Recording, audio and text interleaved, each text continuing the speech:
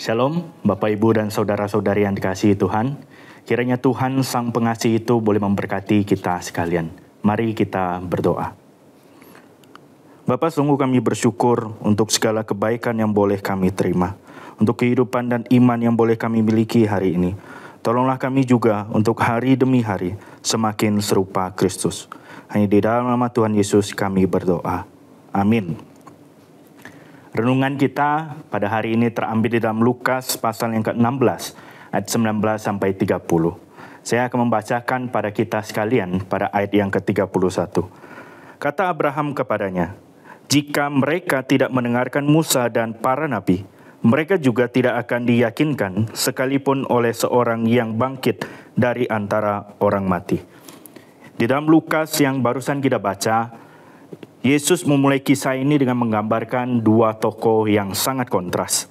Orang kaya yang berpakaian ungu dan lenan halus, simbol dari kemewahan dan status yang tinggi, serta hidup yang penuh dengan kemewahan, pesta setiap hari. Sementara itu Lazarus, yaitu seorang yang miskin, seorang pengemis, terbaring di depan pintu rumah orang kaya tersebut. Untuk bertahan hidup, dia berharap dari remah-remah yang jatuh dari meja orang kaya tersebut. Tubuhnya penuh dengan borok dan dijilat oleh anjing.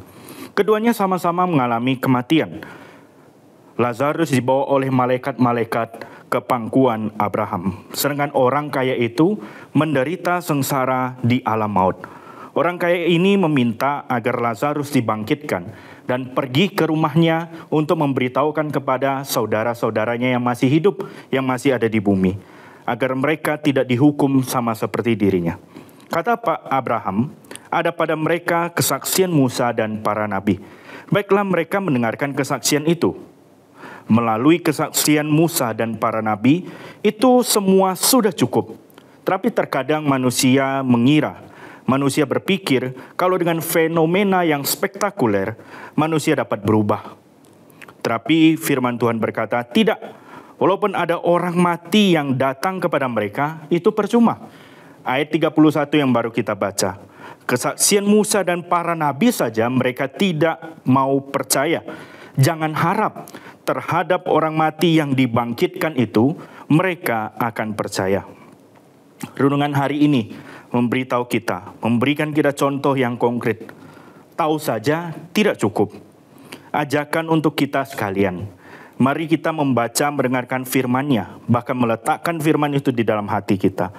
Percaya bahwa Yesuslah satu-satunya jalan keselamatan, serta kita akan dimampukan untuk melakukan firman-Nya. Wujud daripada kita melakukan firman Tuhan hari ini kita diingatkan. Ketika kita peduli terhadap mereka yang mengalami penderitaan dan juga kesulitan. Bukan seperti orang kaya yang barusan kita baca tadi. Yang egois, cuek, padahal di depan matanya ada orang yang membutuhkan pertolongan. Tetapi dia memilih untuk tidak menolong. Pertanyaan bagi kita adalah, adakah hari ini kasih Kristus itu menggerakkan kita untuk peduli terhadap orang-orang yang ada di sekeliling kita, yang kita temui? Adakah kita hadir bagi mereka, menolong dengan apa yang kita bisa lakukan?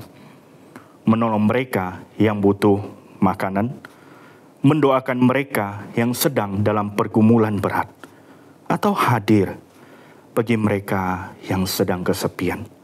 Kiranya kasih Kristus yang sudah dikerjakan oleh Dia dan kita telah terima serta rasakan hari ini dapat mengalir dalam kehidupan kita, bahkan tidak berhenti hanya pada diri kita, tapi kita salurkan juga kepada mereka yang membutuhkan kasih Kristus. Mari kita berdoa. Bapa, terima kasih untuk segala kasih-Mu. Melalui putra-Mu Yesus Kristus kami boleh merasakan kasih itu. Mampukan kami juga untuk boleh melakukannya dan bahkan menyalurkannya agar orang-orang yang membutuhkan, yang ingin, yang rindu merasakan kasih-Mu boleh juga merasakannya. Mampukan kami juga untuk hari demi hari semakin serupa Yesus Kristus. Hanya di dalam nama Tuhan Yesus kami berdoa. Amin.